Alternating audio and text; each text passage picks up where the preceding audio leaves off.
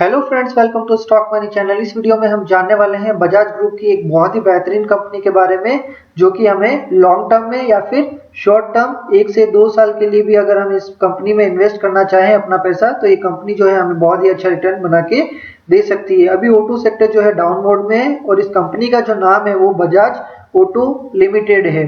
तो इस कंपनी की जो बाइक्स है वो डेली जो है आप देखते ही होंगे रोड्स पर चलती है और एवरग्रीन बिजनेस है। और इस कंपनी का जो पल्सर ब्रांड है वो तो इतना फेमस है कि ये कंपनी का जो बिजनेस है वो लगातार बढ़ता ही रहने वाला है। और ये कंपनी जो है अभी फेयर वैल्यूएशन पर मिल रही है। तो सबसे पहले हम देखते हैं कि कंपनी के कुछ बाइक्स की किस किस तरीके की बाइक्स जो है मार्केट में अवेलेबल है इस कंपनी की। और उसके बाद देखेंगे हम इसके फंडामेंटल्स, फंडामेंटली कितना स्ट्रांग है, शेयर होल्डिंग पैटर्न भी डिस्कस करने वाले हैं और इसका पास्ट ट्रैक रिकॉर्ड क्या है वो भी हम डिस्कस करने वाले हैं। मैं आपको हमेशा शेयर जो है एसआईपी मोड में बाय करने के लिए बोलता हूं, क्योंकि एसआईपी मोड में बाय करने से हमें ये एडवांटेज मिलता है कि हमारे जो हम स्टॉक मार्केट में क्या होता है कि मंदी भी होती है और तेजी भी होती है।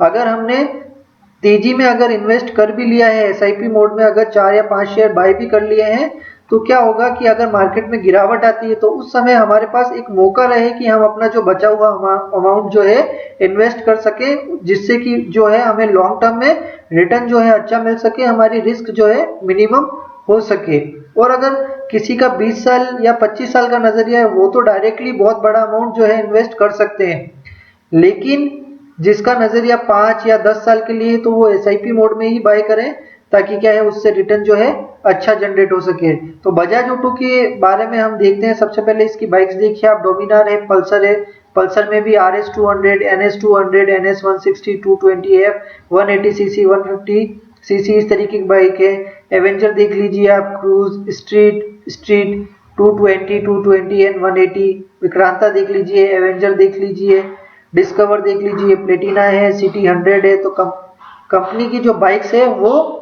सदाबहार है। ये कंपनी की बाइक जो है हमेशा बिकती ही रहेगी। केटीएम भी इनकी बाइक है। उसके अलावा देखते हैं, ये देखिए केटीएम मैक्स, केटीएम एंड्यूरो। उसके अलावा देखिए इसके जो 3 व्हीलर्स ऑटो भी बनाता है, ये कॉम्पैक्ट है, मैक्सिमा है, मैक्सिमा सी है, क्यूट है। तो कंपनी के जो बाइक्स हैं, ऑटो हैं, ये जो है हमेशा ही इसकी सेल्स होने ही वाली है। और कंपनी जो है अच्छे क्वालिटी की जो है बाइक्स बनाती है। तो कंपनी का बिजनेस जो है आने वाले टाइम में भी अच्छा ग्रो करने वाला है। अब देख लेते हैं कंपनी के फंडामेंटल्स की, फंडामेंटली कितनी स्ट्रांग है कंपनी। बजाज ऑटो लिमिटेड अगर ब्रीफ में देखें पूरे, तो देखिए Bajaj auto is an India based manufacture of motorcycle, 3 wheelers and parts भी बनाती है। The companies business segment include automotive, investment and others. The companies vehicle include 2 wheelers and commercial vehicle भी बनाती है।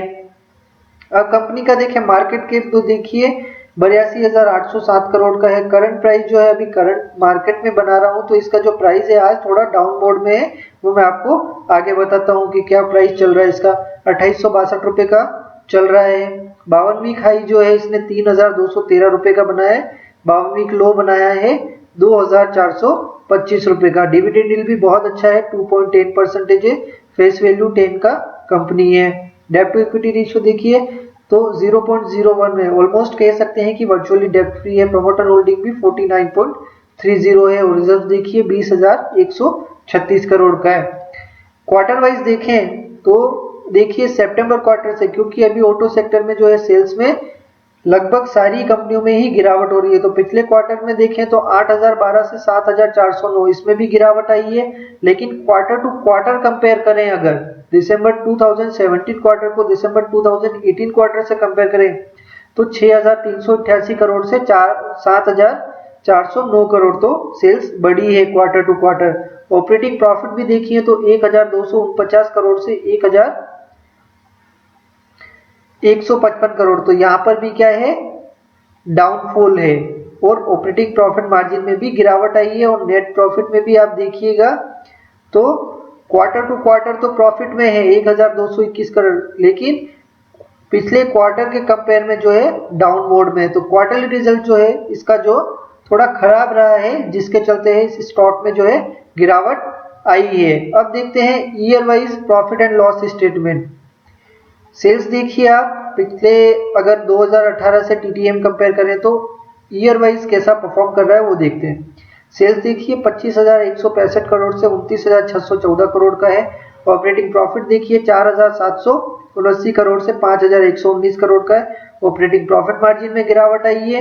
नेट प्रॉफिट देखें तो ईयर वाइज इसने फिर भी अच्छा मेंटेन कर लिया है, 4,219 करोड़ से 4,695 करोड़ का है। अर्निंग पर शेयर भी अच्छा है और डिविडेंड भी कंसिस्टेंट पे आउट करती आ रही है। और पास्ट ट्रैक रिकॉर्ड देखें तो 10 साल का सेल्स ग्रोथ देखिए 11.25%, प्रॉफिट ग्रोथ देखिए 18.12% और ROE देखें तो 34.45% और लास्ट ईयर की ROE देखें तो भी 22% का जो है रिटर्न इस कंपनी ने बना के दिया है इन्वेस्टर्स को।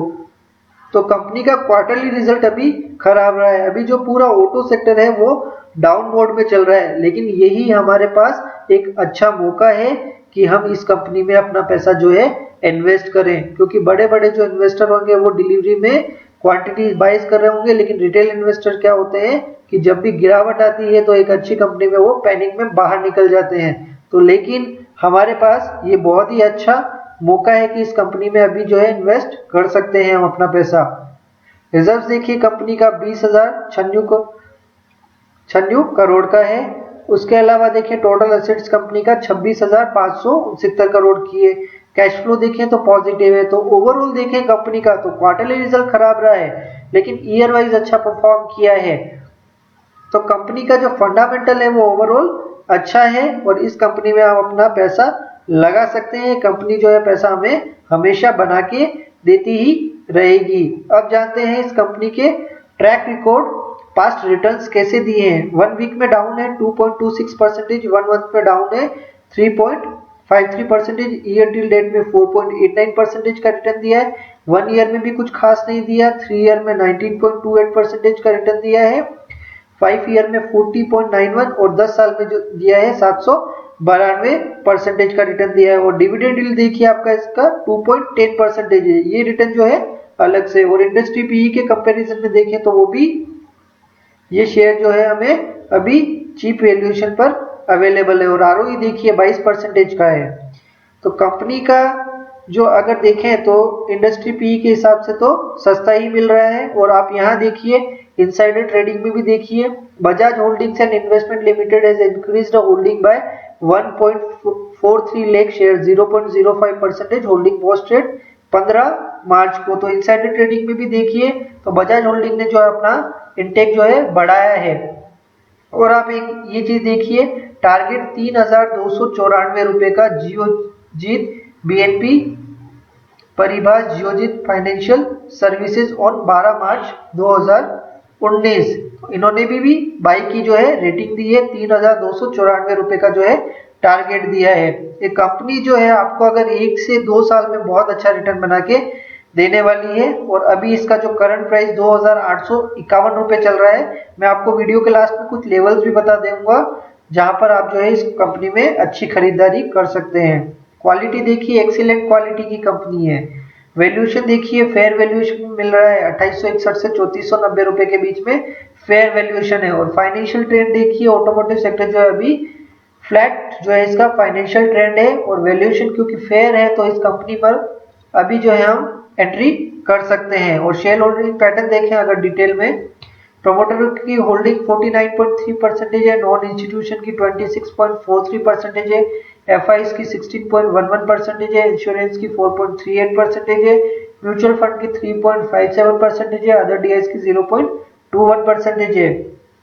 कोई भी शेयर गिरवी नहीं है। 34 म्यूचुअल फंड स्कीम ने पैसा लगा कर रखा है, 561 FIs ने पैसा लगा कर रखा है। और प्रमोटर विद हाईएस्ट होल्डिंग है Bajaj holding and investment 31.54%। FIs ने होल्डिंग घटाई है, म्यूचुअल फंड्स ने होल्डिंग बढ़ाई है, इंश्योरेंस ने कंपनीज ने भी होल्डिंग बढ़ाई है और अदर DIs ने भी बढ़ाई है।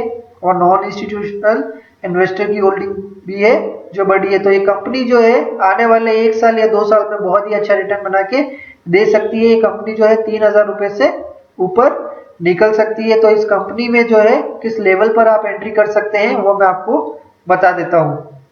कंपनी के कुछ इंपॉर्टेंट लेवल है। पहला लेवल जो है 2852 रुपए का, यहाँ पर जो है आप एंट्री कर सकते हैं। फिर है 2741 रुपए का, अगर फर्दर, क्योंकि निफ्टी पीक पर है और गिरावट आती है तो इस लेवल पर ये स्टॉक जो है अवेलेबल हो सकता है।